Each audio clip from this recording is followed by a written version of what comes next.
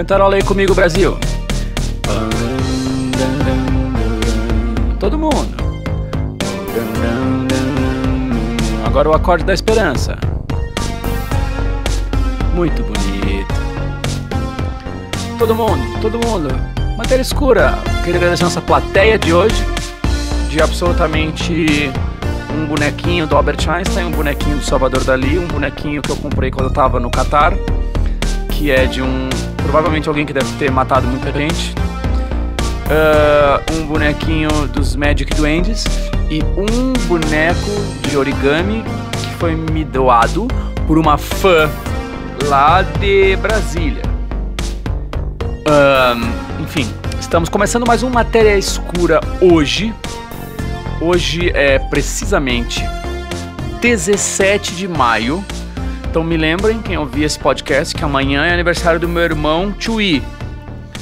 E o meu irmão Tchui vai fazer 30 e 40 anos. Tipo assim, eu já tenho irmãos na casa dos 40 anos. Não que eu esteja muito longe, eu tenho 34 anos e não vai demorar muito para fazer meus quarentinhas. Terminando essa nossa maravilhosa introdução, eu gostaria de dizer-lhes que, como o último episódio foi videogames, o episódio de hoje também foi, trigado por videogames. Tem um jogo que eu não conheço ninguém que joga, mas com certeza existem pessoas tão nerds quanto, que é um jogo que chama-se Elite Dangerous. Ele é um jogo que normalmente as pessoas jogam no computador, mas eu jogo no Xbox porque eu sou ridículo. E é um jogo de nave, no entanto, ele é como se fosse um sandbox, ou seja, um jogo que tu pode ir pra qualquer lado, como se fosse um GTA, de nave. E o cenário desse jogo é basicamente o universo inteiro. Mas aí que tá, como é que os caras iriam renderizar o universo inteiro num game? Eles não renderizaram, mas eles geraram uma espécie de algoritmo que vai gerando o universo conforme eu vou descobrindo Isso é muito louco, cara. Então eles fizeram um algoritmo de como mais ou menos o universo se comporta, a cada quantos anos-luz tem uma galáxia, uma estrela, o que mais ou menos tem nas galáxias, quais estrelas têm planetas em volta, de que são feitos esses planetas, os asteroides, enfim, fizeram um gerador de galáxias virtuais.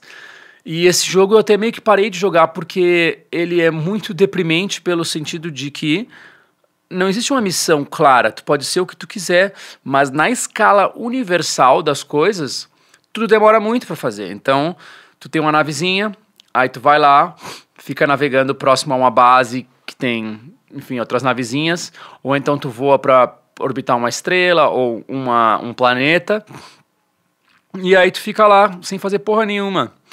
Aí tu pode o quê? Minerar asteroides, mas só depois de muito tempo. Tu pode destruir outras naves e roubar o que elas têm. Mas tudo isso demora muito tempo. Então, desde que Sky nasceu, eu não tenho jogado esse jogo porque, mano, eu só consigo jogar jogo que é rapidão. Tipo Super Mario World. Mas esse jogo é muito foda porque ele, conforme a ciência vai avançando, eles vão avançando a programação desse jogo. E dizem que na versão de computador tu já consegue pousar nos planetas e o escambau. Isso é muito incrível. Por quê? Porque o tema do nosso Matéria Escura de hoje é, pelo menos no começo, né? Depois a gente sempre se perde no assunto. O tema de hoje é exoplanetas. O que são exoplanetas, cara? Não são planetas que ficam ouvindo K-pop. Não é somente isso. A Terra seria um exoplaneta, porque aparentemente todos os jovens no planeta Terra ouvem K-pop. Mas, enfim, a gente não está falando de K-pop hoje, está falando sobre exoplanetas. E vamos lá, o que seriam exoplanetas? Ou planetas, extrasolares.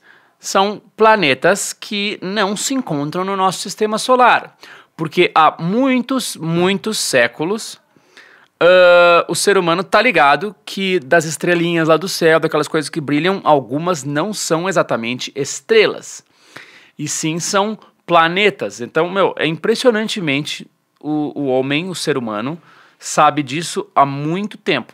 Ele sabe Olha lá, aquilo ali é Vênus, olha lá, aquilo ali é Marte. Inclusive, Saturno, né? Quando eu era criança, Saturno estava muito na moda. Porque foi quando eu era criança que surgiram as primeiras imagens de Saturno, tá ligado? E, porra, todos os planetas são umas bolas sem graça. E Saturno tem aquele anel que faz dele o planeta mais cool de todos, o planeta hipster.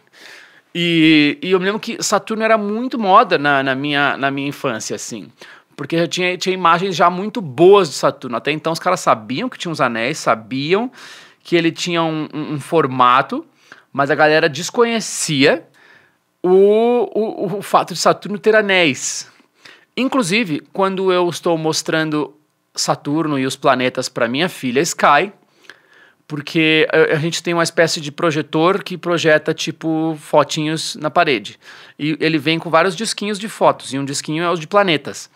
Aí ela fala, Saturno, Saturno, porque Saturno é muito cool, mano.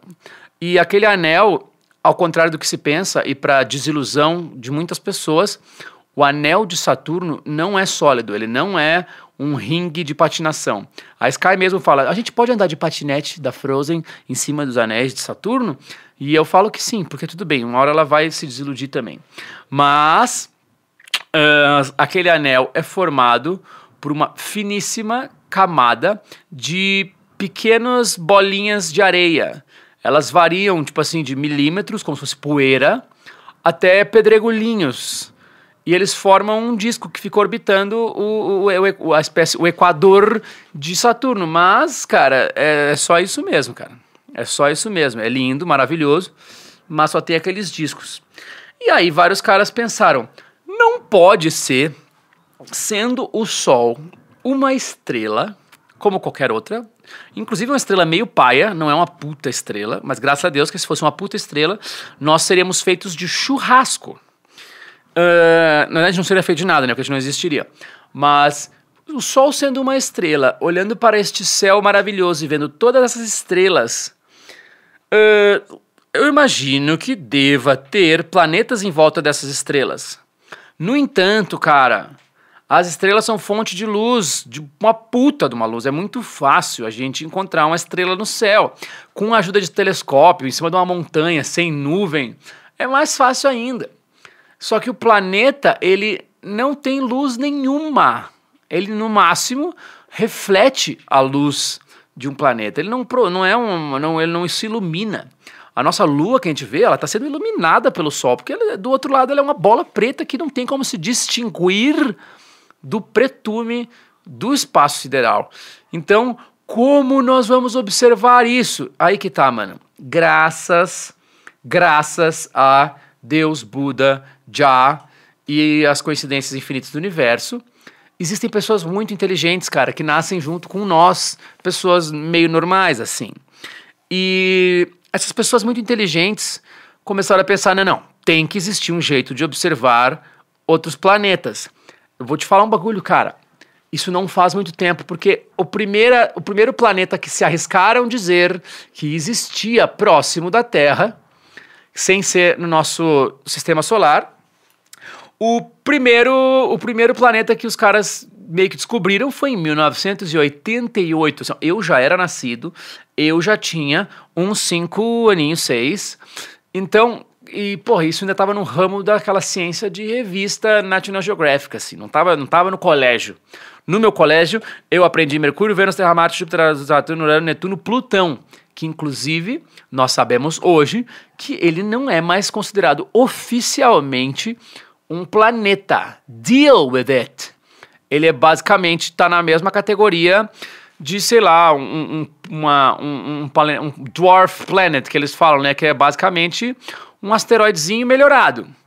E então é muito recente essa história. Mas o que acontece? Resumindo, cara, eles começaram a descobrir que tinha planetas orbitando outras estrelas. E como é que se observa planetas em volta de outras estrelas? Eu vou falar da maneira mais comum. A maneira mais comum e mais absurdamente inteligente é a seguinte. Imagine que o planeta, a estrela está lá, exalando muita luz, porque ela é uma estrela, basicamente ela está pegando fogo. E, enfim, olha que viagem, assim, a grande maioria dos exoplanetas foram descobertos assim, tem uma estrela lá, aí o cara fica olhando essa, olha, pra quem quer ver meu rosto maravilhoso, matutino, agora que eu tô na live aqui, as pessoas querem ver meu rosto matutino, tá, mas tudo bem, olha aqui meu rosto matutino, com barba por fazer, tudo errado. Prosseguindo, a maioria dos exoplanetas foram descobridos de uma maneira muito louca, que é o seguinte, os caras apontavam um telescópio para um planeta e ficavam lá olhando. E aí eles botavam uma maneira de medir a luz que era emanada por essa estrela, tô dizendo. A luz que era emanada por essa estrela. E aí os caras ficavam olhando. E essa estrela media a luz, sei lá, 10x, tá? E ficava lá 10x, 10x, 10x, 10x, 10x, 10x, até que 9,99999x. Ou seja, uma estrela, um bagulho que dura bilhões de anos, não fica oscilandinho a sua emissão de luz. Uma estrela é uma estrela, ela tá lá assim. Então, o que acontece? A luz dessa estrela variou. Por que variou? Porque algum imbecil entrou na frente dessa luz e fez com que ela diminuísse, como se tu tapasse parcialmente um holofote e mudasse a medição da luz que esse holofote emana. E aí, só com isso, olha que viagem, só com essa mudancinha no espectro da luz dessas estrelas, cara, eles fazem assim, ó, esse é um planetinha. Aí o que mais eles começaram a medir? Vamos ver quanto tempo esse planetinha demora para passar na frente dessa luz. Aí eles descobriam que, demorou, sei lá, X dias. Aí, eles já sabiam o tamanho dessa estrela. Então esse planeta deve estar realizando uma órbita de X dias, horas, X anos. Mas tudo isso sem nunca ver o planeta. E também tem uma outra maneira com que os caras ajudavam a melhorar a sua detecção de planetas. Porque até então, tá, beleza, isso é um planeta. Aí eles continuaram, tipo assim, tá, mas olha só, vamos ver de que tamanho é esse planeta, qual é a massa desse planeta. E aí os caras continuavam olhando e aí eles percebiam que, tipo assim, ao contrário do que se pensa, a Terra ela é atraída pelo Sol, mas a Terra também é um corpo celeste bastante grande. Então ela também dá uma atraidinha no Sol, mas é uma atraidinha de nada. Ou seja, a Terra também tem uma ação gravitacional sobre a sua estrela, a sua host star. Então, com base nessa atração gravitacionalzinha, entre outras coisas, os caras percebiam assim, este planetinha é de tal tamanho. Mais do que isso, eles foram descobrindo, agora eu vou resumir mesmo, eles foram descobrindo a distância que esses planetas estavam orbitando a sua estrela-mãe. Eles percebiam que muitas estrelas estavam sendo orbitadas por alguns planetas. Eles perceberam, inclusive, planetas orbitando duas estrelas. Imagina que foda quando o segundo sol chegar. E tipo assim, se a Terra orbitasse dois sóis, mano. Tudo bem, ia ser meio caótica a nossa órbita, porque, mano, dois sóis que também iriam ter uma relação muito louca entre eles. E que mais cedo ou mais tarde iriam se chocar numa explosão maravilhosa. Imagine só a Terra orbitando dois sóis, mas existem planetas que orbitam sistemas binários. Existe planeta de tudo quanto é tipo, porque vocês querem saber da maior, meus amigos? Sabe quantos exoplanetas foram descobertos desde 1988, desde que começaram com esse papo de exoplanetas? Quantos vocês acham, cara? Quantos vocês acham? Seguinte, já temos 3.767 exoplanetas confirmados em 2.816 sistemas. E desses sistemas tem 628 sistemas que tem mais de um planeta. Boa parte, uma boníssima parte dessas descobertas foi feita por uma espaçonave que parece o R2-D2, só que ela é muito grande, que chama-se Kepler. A Kepler, cara, é um observatório lançado pela NASA, vamos lá, dizer o ano, consultando aqui, em 2009. Foi esta merdinha a responsável por descobrir, tipo assim, praticamente todos, porque teve uma outra sonda que descobriu uns 100 planetas, o resto foi descoberto pela Kepler. Então ela é uma nave que não tem ninguém dentro, eu espero, cheia de radares, cheia de sondas e cheia de anteninhas, e cada uma dessas anteninhas tem uma função na descoberta de exoplanetas. E ela também não descobre somente exoplanetas, porque tem uma coisa que eu vou falar depois, que são os planetas desgarrados, que não orbitam estrela nenhuma, ou seja, são realmente somente bolas boiando no oceano do universo. Cara, então assim, a Kepler é uma parada muito foda e ela custou muito menos do que, sei lá, uma guerra de um mês num país, assim. É um investimento ridículo comparado com outros investimentos que o governo americano e que a NASA, enfim, fazem. E ela trouxe, mano, coisas muito bombásticas, que, meu, foi tipo assim, milhares de planetas foram descobertos por essa máquina. E aí que tá, no fundo, todo enfim, todo cara que tá lá procurando o planetinha quer ver mesmo ET, velho. Ninguém quer encontrar planetinhas de pedra. A gente quer encontrar no mínimo um planetinha que tem umas árvores, um planetinha forrado de limo. A gente quer encontrar alguma coisa, cara. E aí, então, assim, desde o começo, essa pesquisa por exoplanetas, ela foi guiada pela vontade de encontrar vida inteligente em outros planetas, mano. Porque esta vai ser a maior revelação da história da humanidade. Sem sombra de dúvida, nenhuma notícia pode ser mais bombástica do que: ok, gente, tem uns mano falando altas merda em outro planeta. Nada vai ser maior do que isso. Eu não acho que vai ser durante a minha existência, mas pode ser. Mas, meu, vai acontecer várias paradas. Eu espero que na minha existência.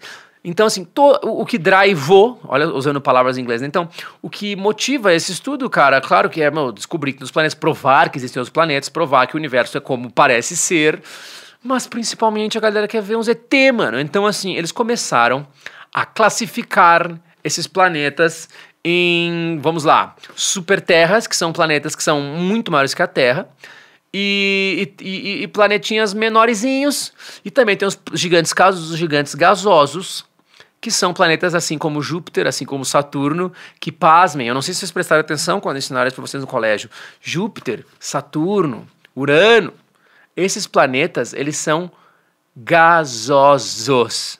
São peidos enormes do tamanho de 100 vezes o planeta Terra. São planetas gasosos, mano. Fudeu. Tipo assim, existe um núcleo duro, mas ele tá lá no fundo, cara. É tipo assim, lá no fundo, como se fosse assim, não sei qual a porcentagem de pedrinha que tem no planeta desse, mas, a rigor, são pequeníssimas cores rochosos forrados por uma grossíssima camada de chantilly de gás fedido, com chuva, com tudo acontecendo ao mesmo tempo. Tu pode ver que nas imagens de Júpiter que saíram semana passada, os caras fizeram até uns GIF animados desses gases, tipo, enfim, se misturando e se mexendo. Claro que quando eu falo que é um peido, não quer dizer que é um gás rarefeito, assim, senão a gente não conseguiria ver, né? Se tivesse um peido enorme voando no universo, a gente não conseguiria vê-lo. Mas como esses planetas são muito, mas muito massivos, eles têm uma gravidade também insanamente forte, que faz com que virem gases muito densos. Mas, assim, é peido, velho. Assim, pra entender perfeitamente, é peido. E quando eu falo chantilly é isso, porque é uma cobertura. E todos os planetas gasosos, eu não sei se todos, mas enfim, eles têm esse core, que é esse núcleo rochoso, mas eles chamam de gasosos porque o planeta é predominantemente feito de gás, mano. Gás. E, tipo assim, então, cara, é só dar-lhe peido. É muito ET, como disse o nosso fã aqui, eu vou acreditar essa piada, o Jungles. É que os ET lá são muito marombeiros, tomam muito whey protein e peidam loucamente. E seria muito legal se a gente descobrisse isso. Mas voltando ao caso. Desses 3.000 e tantos planetas, 20%, é isso mesmo? São 20% confirmado, são 20% dessas estrelas que se observou, ou seja, uma em cada 5 tem planetas do tamanho da Terra na zona habitável. O que é a zona habitável? O Neil deGrasse Tyson chama a zona habitável de a zona dos cachinhos dourados. Tá ligado? O que seria a zona dos cachinhos dourados? É uma zona de distância entre o planeta e a sua estrela que não é nem muito quente, nem muito frio. Não é nem muito quente para a água ferver, nem muito frio para chegar num zero absoluto. Então são planetas que ficam naquele sweet spot. São planetas que ficam no ponto G de um sistema solar que a gente chama de a zona habitável.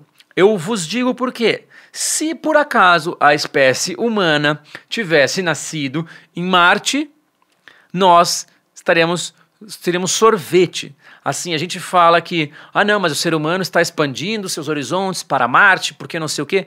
Sim, mas a gente só vai poder dar rolê em Marte usando uma roupa que basicamente é um pequeno universo. É um pequeno universinho onde a gente pode respirar dentro. Porque se a gente sair peladão na rua, em Marte, nós congelaremos. Da mesma maneira que em Vênus, nós fritaremos insanamente. Além disso, Vênus tem um agravante de ter uma gravidade uma pressão atmosférica avassaladora que nos transformaria em tijolinhos. Fora que lá chove ácido sulfúrico. Assim, tá chovendo, chove ácido sulfúrico em Vênus. Então, esta zona gostosinha dos planetas, ela é mais ou menos a zona onde se encontra a Terra. Que tipo assim, a Terra faz muito frio, faz muito calor, mas tudo isso dentro de um ponto gostosinho onde dá para ter umas vidas como nós conhecemos. E as pessoas falam, mas por quê? Como é que vocês podem conceber que só existe vida como nós conhecemos e não uma vida feita de memória RAM ou uma vida feita de fantasmas, não sei o quê? Porque é ciência e a ciência lida com coisas que nós conhecemos como fatos. Então, tipo assim, a única forma de vida que se conhece é essa nossa forma de vida. E 99,9999% dessa vida é baseada em carbono e são coisas que basicamente brotaram a partir da água. Existem outras formas de vida, inclusive aqui na Terra, que não precisam, entre aspas, de água, que são umas que vivem do metano embaixo de vulcões, embaixo do gelo, embaixo sei lá o quê, que poderia ser uma forma de vida existente em alguma das luas de Júpiter, sei lá, mas a rigor, assim, a grosso modo a gente está procurando por água, porque é como nós conhecemos a vida. Enfim, os caras procuram isso. E então, eu demoro pra falar as coisas, né? Mas 20% dessas estrelas têm planetas meio parecidos com a Terra. Não quer dizer que são planetas azuis com nuvens e continentes e florestas, mas são planetas que poderiam ser Terra. Poderia ser um lugar onde a Terra habita, nesta zona habitável. Aí que tá. Se a gente for aqui levar em consideração que existem 200 bilhões de estrelas na Via Láctea, a gente pode criar uma hipótese de pelo menos 11 bilhões de planetas aí na Via Láctea, somente na Via Láctea. E isso pode aumentar para 40 bilhões se esses planetas estiverem orbitando estrelas que são tipo anãs vermelhas, que são estrelas mais velhinhas e mais, enfim, são estrelas mais caídas, que são mais frias. E aí que tá, essas estrelas são mais frias, mas esse planeta pode estar meio que mais perto dessa estrela. Não precisa ser um Sol, pode ser uma estrelinha meio paia e o planeta está um pouquinho mais perto a ponto de que essa zona que esse planeta ocupa seja uma zona habitável. Então, isso fez com que a galera ficasse maluca. Porque, inclusive, encontraram exoplanetas muitíssimo perto da Terra, numa escala, enfim, cósmica. Se a gente perceber que Próxima Centauri B é um planeta que fica aqui do lado. Porque ele está orbitando próximo a Centauri, que é a nossa estrela mais próxima daqui. Que isso tá, sei lá, 4,2 anos-luz, que dá quilômetro pra caralho. Dá quilômetro pra caralho. Dá quilômetro para caralho. Seguinte, o 4,2 anos-luz são basicamente 4,2 anos, ou seja, o cara vai ficar de uma Copa do Mundo até a outra Copa do Mundo, andando na velocidade da luz, que é, sei lá, trilhões de quilômetros por hora. Mas enfim, é muito perto esse planeta aí, porque a gente pode a gente pode falar por WhatsApp com as pessoas que moram nesse planeta, que enviados por ondas de rádio numa velocidade próxima à velocidade da luz, vai chegar lá em 4 anos essa mensagem. Então dá para falar por WhatsApp, a gente pode avisar para eles, por exemplo, os resultados dessa Copa do Mundo, e aí na próxima Copa do Mundo eles vão estar assistindo a nossa Copa do Mundo atual. Ou seja, não é um lag tão grande assim. Não é um lag tão grande assim. Então, tem estrelas aqui perto que tem planetas orbitando, cara. E esses planetas, eles foram percebendo que os planetas existem das formas mais estranhas possíveis. Tem planetas que orbitam em volta da sua estrela numa questão de horas.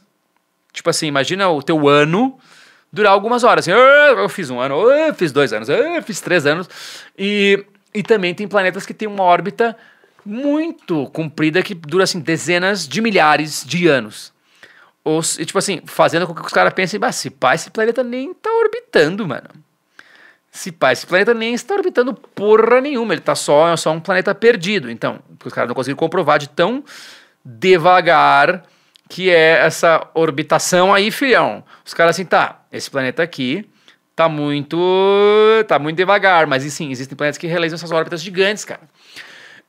E aí, como eu disse antes, tem esses planetas que são os Rogue Planets. Eu não sei como é que é o nome disso em português, mas seria os planetas que são os planetas hipsters, que são planetas que, sim, eu não orbito estrela nenhuma, cara. Eu não orbito porra nenhuma. Eu sou um planeta solitário. São planetas solitários que não orbitam estrela nenhuma. Nenhuma. A grandíssima maioria desses planetas são gigantes gasosos, ou seja, eles são quase... Tem uns que são quase do tamanho de estrelas.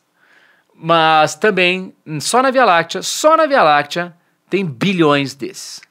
Aí sim, aí é que chegou, velhão, um cara chamado Drake. O Drake, ele chegou e falou assim, You used to call me on my cell phone. Way back when you needed my love. I know when the hotline blink. That ain't only blink one thing. Não, o Drake não veio falando isso. Mas teve um outro Drake que surgiu antes deste fantástico artista canadense.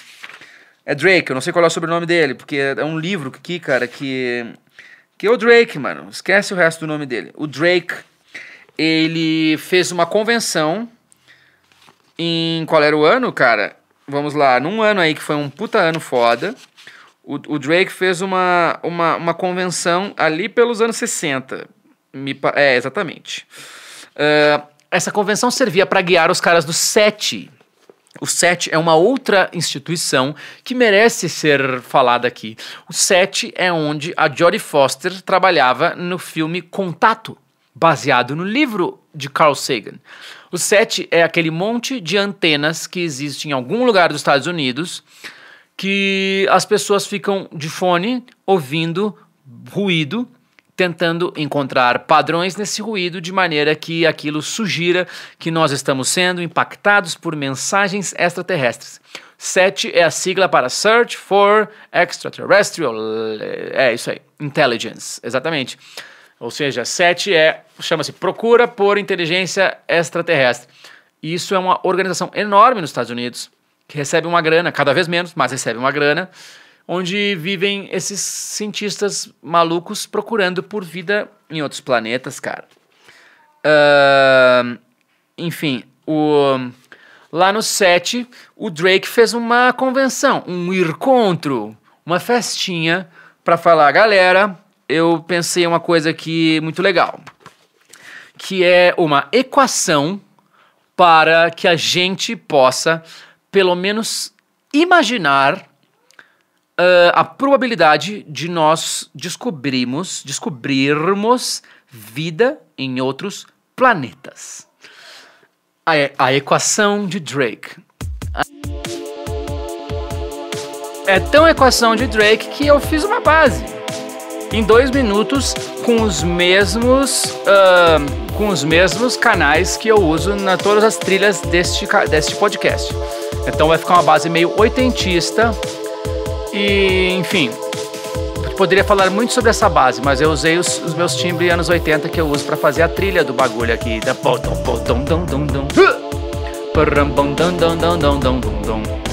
Errou, mas tudo bem. Vou ver essa base um pouco, porque eu tenho que arrumar umas coisas aqui. Ó, tá ótima essa base, mano. Vou tirar o loop da batida aqui. Pronto. É isso aí, galera. Esta é uma base meio Drake, pra gente falar sobre a equação de Drake. O cara fez um encontro lá no set pra falar sobre, sobre a probabilidade de haver vida inteligente em outros planetas. E é uma equação maravilhosa. É uma equação maravilhosa. E eu vos digo por quê. Porque, essa equação, ela só tem uma linha. E ela tem um resultado que a gente não sabe, porque boa parte das variáveis a gente desconhece. Só que, no entanto, o fato de a gente desconhecer as variáveis não quer dizer que a gente não tem noção do que pode ser o resultado. Porque ela nos dá uma noção do que é o resultado. Ela nos faz com que a gente enxergue como a probabilidade de haver vida em outros planetas é enorme.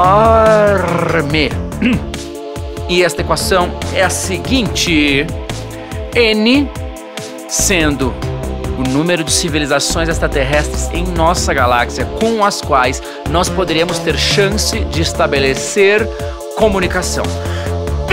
É isso que a gente quer saber. Quantos brothers de outros planetas a gente pode trocar ideia? Porque se eu encontrar um planeta cheio de golfinho, vai ser legal, mas eu quero trocar ideia, eu quero trocar figurinhas e eu quero descobrir o que vai acontecer com a humanidade. Enfim, essa equação, ela quer dizer o que é N. E o N é igual a R, sendo R a taxa de formação de estrelas em nossa galáxia, ou seja, a velocidade com que a nossa galáxia produz estrelas. R vezes FP, que é a fração dessas estrelas que surgem na nossa galáxia que possuem planetas em órbita. Nós já sabemos que a maioria das estrelas possuem planetas orbitando elas.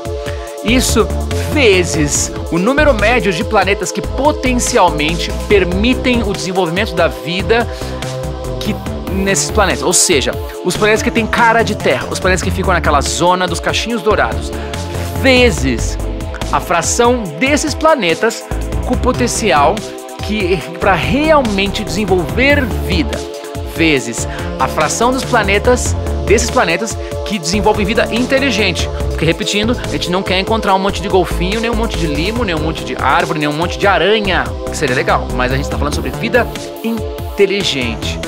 Isso vezes a fração desses planetas como vida inteligente e que tem desejo, vontade e os meios necessários para estabelecer comunicação. Ou seja, vocês conseguem entender que é uma coisa, vezes uma coisa, vezes uma coisa, vezes uma coisa. Ou seja, é tipo assim, das estrelas do nosso planeta, quantas tem estrelas em órbita? Planetas em órbita? X. Quantos desses planetas ficam numa zona habitável? Menos do que X. Quantos planetas ficam numa zona habitável, mas que de fato possa desenvolver vida? Quantos planetas desenvolvem vida inteligente? Quantas vidas inteligentes de verdade? Porque assim, um golfinho é uma vida inteligente, mas quantas dessas inteligentes podem montar radares e foguetes e telescópios e antenas potentes para mandar sinais de rádio para outros planetas ou sinais de qualquer maneira? Os golfinhos são incríveis, a gente ama eles, mas eles ainda não se organizaram, não que a gente saiba. Talvez exista uma organização secreta de golfinhos fazendo isso, mas parece que não.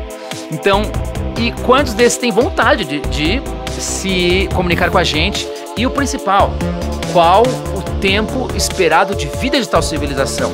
Porque se se uma sociedade em algum outro planeta evoluiu a ponto de conseguir se comunicar com outros planetas, mas isso aconteceu há 1000 anos atrás, a gente não consegue encontrar. E se esse planeta fica a mais de 1000 anos-luz da gente, e ele mandou um sinal há 1000 anos atrás, esse sinal nem chegou ainda. Lembrando que a Via Láctea tem 100.000 anos-luz. Ou seja, de uma ponta até a outra de uma galáxia, uma mensagem de rádio, uma onda, alguma coisa, demoraria 100.000 anos. Ou seja, os caras já podem estar lá do outro lado, fazendo umas Disneylândia incrível, com muita inteligência, muito evoluídos, cara. E mesmo assim, pode muito bem não ter chegado ainda aqui. Ou seja, caras, a gente não sabe porra nenhuma, mas você entende que esta equação nos dá uma ideia da probabilidade de vida. E que, tipo assim, parece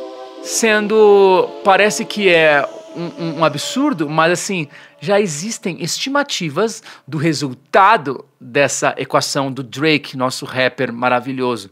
Existem já estimativas. Por quê? Porque eles já têm assim, dados que eles preenchem para pelo menos poder... enfim, é uma conjectura, né? Tipo assim, tá, vamos botar uns dados aqui aproximadamente com o que a gente sabe e que, tendo em vista isso, a gente pode pelo menos imaginar. E existe um resultado estimado que é 2,31. Que número bombástico, 2,31. Eu vou fazer uma camiseta com escrito 2,31. Por quê? Segundo a equação de Drake. You used to call me on my cell phone. Segundo a equação de Drake, existem 2,31 civilizações extraterrestres que orbitam estrelas que se encontram em uma área habitável dessas estrelas, que produziram vida, essa vida é inteligente e suficientemente desenvolvida para se comunicar de maneira intergaláctica e que duraram em média, e que tem uma duração média de 10.000 anos, que é o que, segundo essa conjectura aqui, dura em média uma civilização.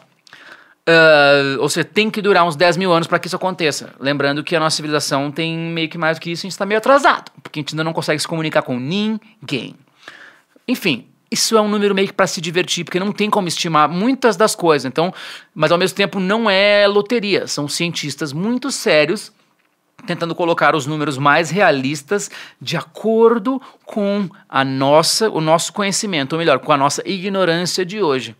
Aí tipo assim, tá, então basicamente na Via Láctea inteira tem 2,31 civilizações extraterrestres com chance de comunicação, ou seja, parece pouco, né, meu? Porra, tem sei lá quantos bilhões de estrelas, só tem 2 planetinhas onde mora uma civilização que a gente tem chance de estabelecer comunicação, sim, porque ainda tem os outros planetas com os quais a gente talvez não consiga estabelecer comunicação. Ou seja, pode ter uma civilização tão foda que tá cagando pra nós. Imagine assim, qual é a tua vontade de estabelecer uma comunicação com as formigas. Fora, se tu é um louco, basicamente tu fala assim, pô, formiga, legal que tu tá aqui, legal que tu picou minha filha, mas assim, tu não quer conversar com ela, porque elas são tão subdesenvolvidas que elas não vão te trazer muita novidade. No entanto, se tu encontrasse um ser meio hominídeo, tipo um ET verde, inteligente, você fala assim, opa, eu quero falar com essa pessoa, eu quero saber o que essa pessoa tem pra me dizer. Tá ligado? Então, assim, existe a chance de a gente ser as formigas para uma civilização que às vezes tem, tipo assim, 2 milhões de anos evoluindo constantemente e que é tão foda que eles falam, a Terra é aquele planeta lá cheio de formiga. Entendeu? E talvez eles caguem pra gente. Lembrando que se isso dá 2,31 só na Via Láctea, vocês sabem quantas galáxias existem no universo? Esse número, ele é bem assombroso. Por quê? Porque eu sempre esqueço ele. Mas... são 100 bilhões de galáxias no universo. Então, assim, a Via Láctea tem 100 bilhões de estrelas, vezes 100 bilhões. Então, 100 bilhões vezes 2,31 seria, se todas as galáxias forem meio Via Láctea, é um cálculo do Lucas Silveira Corporation, tá? Então, tem 230 e tantos bilhões de planetinhas que pode trocar uma ideia com a gente. Ou seja... Nós não estamos sozinhos. Eu sinto muito a todo mundo que acha que o universo foi criado em volta da humanidade. Foi criado para nos fazer felizes. Não seria meio inútil? Porque se o universo tivesse sido criado por alguém, então só metia uma capa lá por cima, assim, um telhado bem pintado e falava, ó, clareia essa estrela, mas não tem nada lá, não precisa procurar nada. Isso aqui é só como se fosse um HD vazio no qual o cara botou só 2 arquivos TXT dentro de um Mac Pro, assim. Não, nem teria criado aquele universo inteiro. Deixava só a Terra mesmo, mas então, sinto muito, o universo existe. E ele é muito grande. Ele tem 100 bilhões de galáxias no universo observável. Isso, eu não estou falando de multiverso, tá ligado? Tô falando do universinho aqui, universo, aquele universo, pá, universo. Então, ainda tem muita coisa pra saber. Nós somos insanamente ignorantes. Até uns 200 anos atrás, a gente tava botando no fogo as pessoas que diziam essas coisas. Ó, então, galera, eu sinto muito, mas a Terra gira em torno de um Sol que tá perdido no meio de uma galáxia, que tá perdido no meio do universo. Então, tipo assim, desculpa, cara, a gente não é porra nenhuma. E quem falava isso ia pra fogueira, tá ligado? Como vários desses caras foram. Então, assim, a gente tá muito no começo. É uma questão de séculos, faz muito pouco tempo, em que a gente queimava as pessoas. Hoje, a gente ainda vê pessoas falando, porque ciência é uma manipulação globalista do George Soros pra manipular não sei o quê, porque na verdade a Terra é plana, porque na verdade, enfim, a galera cheia de teoria da conspiração, cheio de absurdo, de burrice mesmo, de baboseira. Então, assim, até hoje tem gente vivendo na Idade Média, ou melhor, querendo ficar abraçado nas latrinas de cocô da Idade Média. Então, a gente ainda tem muito que evoluir. Talvez se a gente não se matar nos próximos milhares de anos, a gente aprenda a fazer várias coisas, como, por exemplo, terraformar um planeta inóspito. Porque é possível tu pegar um planeta tipo Marte, que é um planeta cagado, frio pra caralho, seco, horroroso, e dar uma terraformada nele, que é o quê? Produzir uma atmosfera, produzir um efeito estufa do bem, que vai dar uma esquentadinha no planeta para que ele não fique, sei lá, menos 100, 200 graus, que é a temperatura desse planeta.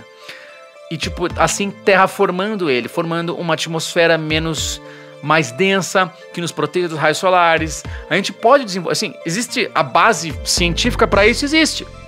Mas para isso acontecer, a gente vai ter que durar mais do que 10 mil anos, tá? Para durar mais de 10 mil anos, a gente precisa dar vazar da Terra, ou pelo menos tentar colonizar os planetas. Porque esse aqui, a galera vai dar um jeito de acabar. E não é quando a gente fala que vai acabar o mundo não vai acabar. O mundo vai acabar daqui a uns 100 bilhões de anos quando o Sol torrar ele. Mas o mundo, na verdade, ele não vai ser torrado. Quer dizer, ele não vai ser extinto pela burrice da humanidade. Ele vai continuar lá. A Terra vai sobreviver tudo. A Terra sobreviveu a choques de cometas inteiros. Já bateu com 11 planetas, já tomou porrada de tudo quanto é lado. Não somos nós humanos que vamos acabar com a Terra. A gente vai acabar com a nossa própria espécie. A Terra vai ficar tudo certo. Quando o ser humano sumir, a Terra vai ficar de boa, cara. Vai ficar lá 100% de boa. Então, esse é o grande problema. Resumindo, o mundo não vai acabar. O que vai acabar somos nós, se a gente continuar fazendo merda. Mas se a gente não fizer merdas, ou se a gente fizer só um número de merdas que não vai acabar com a gente vai colonizar os planetas, terraformar outros planetas.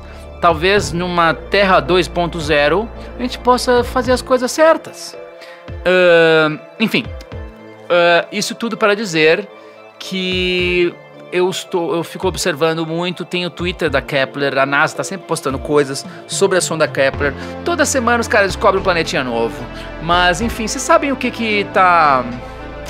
Vocês sabem o que é essa música, né? Essa música quer dizer que é hora das perguntas. É hora das perguntas, cara. Vamos lá, tem gente falando da Fresno, né, pra variar. E tudo bem, porque eu sou o cara da Fresno. Mas, enfim, vocês não vão conseguir me agredir, tá ligado? Mania da galera procurar desculpas pra chutar Deus do bagulho. Eu não entendi o que esse cara falou. Perguntas. Lucas, você já ouviu o disco de ouro que a NASA lançou no espaço? Sim, esse disco de ouro é um disco de ouro mesmo. Não é o disco de ouro da Fresno, que é de plástico, mas é dourado. É o disco de ouro.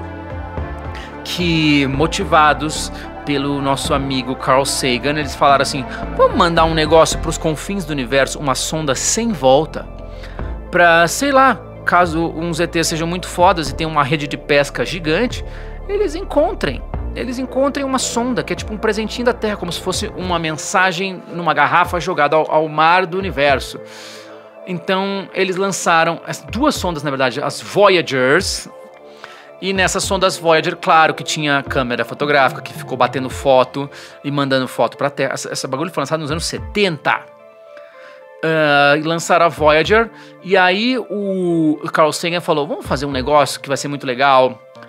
Pra caso uns ETs muito fodas nos encontrem, vamos mandar um disco, tipo um disco de vinil, um LP de ouro. E nesse LP eles gravaram os sons da humanidade. Olha que foda, cara, olha que foda. Os sons da humanidade. Então tem a voz de bebê, tem barulho de floresta, tem música de todas as culturas do mundo, tipo música da África, música japonesa, música chinesa. Espero que tenha uma música da Fresno lá também. E eles mandaram esse disco. Porque assim, se um ET foi tão foda a ponto de capturar na vastidão do universo uma caixa com umas coisas, ele também vai ser foda a ponto de descobrir como que se lê esse vinil. Então procurem pela Voyager. Também tem uns desenhos incrustados assim, tá ligado? Tem uns desenhos incrustados que é tipo assim, como se fosse um esquema que é metalinguagem, porque não pode escrever em inglês as coisas, ou em chinês. Eles fizeram, tipo assim, desenhos como se fossem rupestres, como se fossem aqueles desenhos de caverna, mas, tipo assim, bem esquematizados, assim, ó, nós somos os humanos, nós somos assim, nós temos um cérebro, nós temos 2 olhos, nós temos 2 braços, a gente é meio que assim, a gente vive aqui num planeta, aí ele desenhou o planeta, desenhou uma estrela, tipo assim, como se fosse, imagina tu explicar pra um ET, que não fala a tua língua, e nenhuma língua que tu possa vir a conhecer, como explicar pra ele quem nós somos? E o Carl Sagan, porque ele é muito foda, ele fez isso. E a NASA, como na época era legal, eles deram dinheiro pros caras fazer isso, tá ligado? Isso é muito incrível, cara, isso é muito maravilhoso. E enfim, essa sonda aí foi uma parada muito legal, muito legal. E, inclusive, ela mandou uma foto da Terra, a foto a qual eu me refiro, que é o pálido ponto azul. Pálido ponto azul é uma foto que mostra a Terra sendo vista de muito longe. De muito longe. Nessa foto a Terra é tipo um pixel desfocado, cara. Um pálido ponto azul. E foi aí que, entre outras coisas, o Carl Sagan deu esse recado, assim, que ele fala de maneira muito maravilhosa nesse texto, Pálido Ponto Azul, que também tem um livro, tem tudo. Mas ele fala nesse texto que, tipo assim, tudo que a gente acredita, todos os nossos amores e desamores, todas as coisas pelas quais a gente luta, todos os ditadores e subcelebridades, tudo que a gente se importa e tudo que a gente deixa de se importar, tudo que nos faz triste, nos faz feliz, tudo que nos faz sonhar, tudo, absolutamente tudo que nos importa, tá lá num ponto azul perdido no meio do céu, um pálido ponto azul, cara. Tipo, eu resumi o texto, mas é muito lindo ele falando sobre isso. Na música Manifesta eu falo sobre isso, cara, toda, né? Fico falando de todas as coisas num ponto azul no céu.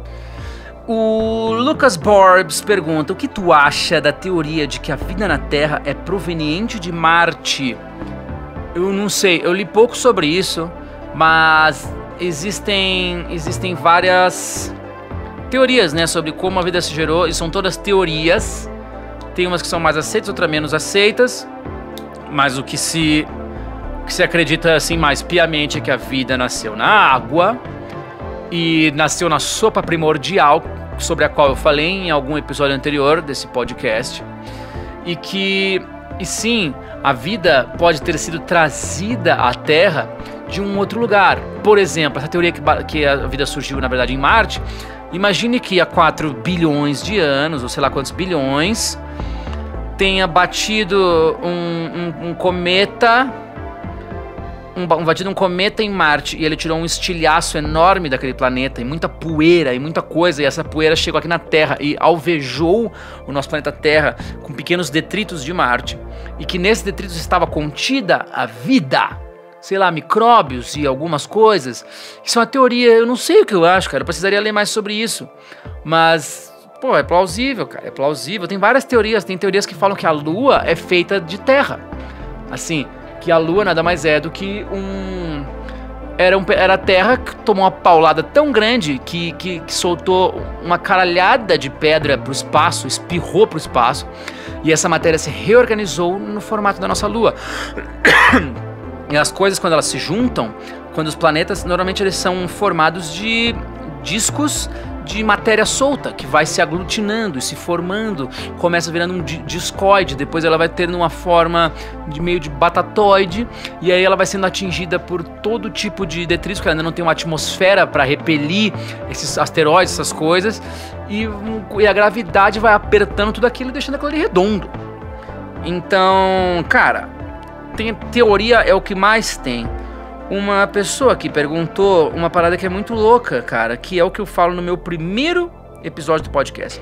Você crer em algum Deus ou acredita na ciência? Eu vou falar de novo. Quando você coloca a tua crença como algo que é oposto à ciência, a ciência vai sempre ganhar. Tu pode ser um cientista cristão, se tu quiser. Tu pode ser um cientista macumbeiro. Tu pode ser um cientista budista. Contanto que essa tua crença não resida nos mistérios da ciência. Porque os mistérios da ciência vão ser inevitavelmente resolvidos. Então se tu fala assim, não, Deus fica lá fora, lá atrás da Lua. Aí tu descobre que atrás da Lua não tem nada. Ah, não, porque Deus criou o sistema solar. Aí tu descobre que o sistema solar, ele é só um sistema solar numa galáxia inteira, num universo inteiro. Então, o Deus, conforme a gente vai expandindo o nosso conhecimento, a fronteira do desconhecido também aumenta. É como se fosse uma bola de conhecimento. Se um dia a gente acordasse num planeta desconhecido, tudo que a gente conheceria seria o que a gente está vendo. Mas a partir do momento que a gente se desenvolve e entende que a gente está no planeta, a gente entende que esse planeta está no sistema solar, a nossa fronteira do conhecimento vai ficando cada vez maior, mas Deus não mora fora dela. Se tu acredita em Deus, tu tem que acreditar por dentro, tá ligado? Porque ele não reside nas lacunas da ciência. Se ele reside em algum lugar, ele reside numa matéria misteriosa. Ele pode ser o amor, ele pode ser a energia que driva, a energia que motiva todas essas transformações do universo, mas não é um cara barbudo, sim, na minha opinião, tá? Não é um cara barbudo que mora na escuridão da ciência, porque a ciência sempre vai iluminar essa escuridão, de maneira ou de outra. Eu tenho tempo para responder. Se eu tenho esperança na humanidade? Pergunta Christian Rizzo. Eu tenho, cara. Mas não quer dizer que o fato de eu ter esperança faz com que a humanidade seja incrível e foda. A humanidade é zoada pra caralho, assim. Nós temos, hoje em dia, em 2018, depois de Cristo, a gente ainda tem, cara, muitas tretas pra resolver. Mas uma coisa que as pessoas não aceitam, porque a gente vive numa bolha, às vezes a gente tem uma noção parcial da humanidade, é que nunca a humanidade... Olha que bizarro isso, eu vou falar e pode ser tirado de contexto, então por favor não tirem de contexto. Na história da humanidade, a gente nunca foi tão pacífico. Na história da humanidade, a gente nunca matou tão pouca gente. Mas mesmo assim, só no Brasil, 60 mil pessoas são assassinadas por ano. Isso sem falar nas guerras, isso sem falar na fome gerada, às vezes, uma fome que teria solução, uma fome que bastaria com que 1% mais rico estalasse os dedos e quase não deixasse de ser rico. Essa fome seria erradicada. As doenças, se tivesse o devido investimento, elas seriam evitadas ao máximo. A gente teria cura para praticamente tudo. Mesmo a gente continuando sendo uma bosta, a gente já foi bostas piores, tá ligado? Então, assim... é difícil de entender isso porque a gente continua zoado, cara, mas tá melhor, porque antes a galera matava de maneira mais absurda, de mais sem sentido. Hoje a empatia é uma coisa quase forçada. Por quê? Eu vos digo por quê, finalizando esse nosso podcast. Hoje e cada vez mais a ignorância é uma opção, porque na Idade Média A ignorância era a tua condição com a qual tu nasceu, mano. Tu nascia ignorante, não importa o extrato social que tu ocupava, tu era um ignorante, tu não sabia nada sobre nada. Então, quando tu ficava doente, a única coisa que tu poderia achar é que, tipo assim, meu, eu estou sendo castigado. O que que eu fiz pra merecer isso? Com o tempo, o homem descobriu, tipo, então, se bobear, eu tô doente porque eu comi uma coisa podre. Nossa, se bobear, eu estou doente porque... Aí foram descobrindo, porque minha imunidade baixou e eu me transformei imune a esse vírus. Ou seja, eu não sou um escolhido de Deus por não estar doente. Eu simplesmente sou um cara que estava com a imunidade boa. E aquele cara do meu lado, ele não é um amaldiçoado, um coitado que tem que ser extraditado do meu feudo. Ele é simplesmente um cara que estava com a imunidade baixa e ficou dodói. Então, cara... dizendo isso, eu perdi o fio da meada, mas assim... Hoje em dia, a ignorância é uma opção. Os conhecimentos estão todos aí. E graças à internet, o conhecimento é de graça. Boa parte do conhecimento é gratuito. Ele tá aí, mano. Ele tá aí, velho. É só a gente correr atrás. Esse meu podcast, eu nem chego a estar dando conhecimento a vocês. Eu tô basicamente só compartilhando umas coisas que eu tô ligado. E às vezes preenchendo lacunas dentre as coisas que eu não sei com uma pesquisa rapidinha ali no Wikipedia, cara. E tipo, em outras fontes. E tipo assim, eu não tô transmitindo conhecimento pra ninguém, mas a ignorância, ela é uma opção hoje. Então, uma ignorância virou uma questão de índole, porque as pessoas optam por serem ignorantes. As pessoas optam por não terem empatia. Porque a partir do momento em que a gente perde a ignorância, a partir do momento em que a gente saiba, a partir do momento em que a gente sabe o que acontece com o mundo, e cada vez mais a gente sabe, permanecer imune a isso, permanecer indiferente a isso, é uma opção. Porque tu já sabe que aquilo ali está acontecendo por um motivo, tá ligado? Tu sabe que aquelas condições em que às vezes pessoas se encontram, não é porque eles são amaldiçoados, não é porque eles são vagabundos, não é porque eles não são os #blessed da sociedade. Eles estão ali porque nós vivemos um sistema que condena pessoas à miséria eterna. E isso é muito triste. E é isso que a gente tem que trabalhar enquanto sociedade. Não sejam ignorantes, cara. Pesquisem sobre as coisas, pelo amor de Deus. Como é que eu posso estar querendo falar isso pra vocês? Como é que eu posso ter que falar isso pra vocês? Não importa a tua religião, a família na qual tu foi criado. Lê uns bagulho aí, cara. Escuta, tem vários podcasts, cara, que é mais fácil do que ler. Vários podcasts sobre várias coisas que são todas muito interessantes. Quem fala que o que eu falo aqui é interessante, poderia ouvir outros podcasts que são mais ainda interessantes do que o meu, porque permanecer na ignorância é uma opção, tá ligado? Permanecer na ignorância é uma opção. Então, não permaneçam na ignorância, porque a ignorância é uma questão de índole. A partir do momento que tu ignora o que acontece pelo mundo, tá sendo um pau no cu, cara. Tá sendo um pau no cu, velho. Então, muito obrigado por me acompanharem. Mais um episódio de Matéria Escura. Eu espero que vocês estejam felizes em casa, ou no trabalho, ou no busão. E espero que esteja bom. Comentem em todas as minhas redes sociais sobre esse podcast. Indiquem pra mim assuntos que eu posso abordar, porque eu sempre decido o assunto meio que meia hora antes, tá ligado? Então, eu não tenho muito assim uma frente de assuntos. E então assim, me sugiram coisas, cara. Eu gosto de aprender também. Então, por exemplo, eu quis falar sobre exoplanetas, mas eu dei uma pesquisada, cara. Eu já sabia, porque eu li esse livro aqui, ó, que não existe em português. Ele se chama 5 Billion Years of Solitude. Isso quer dizer o quê? 5 bilhões de anos de solidão. O que quer dizer isso, cara?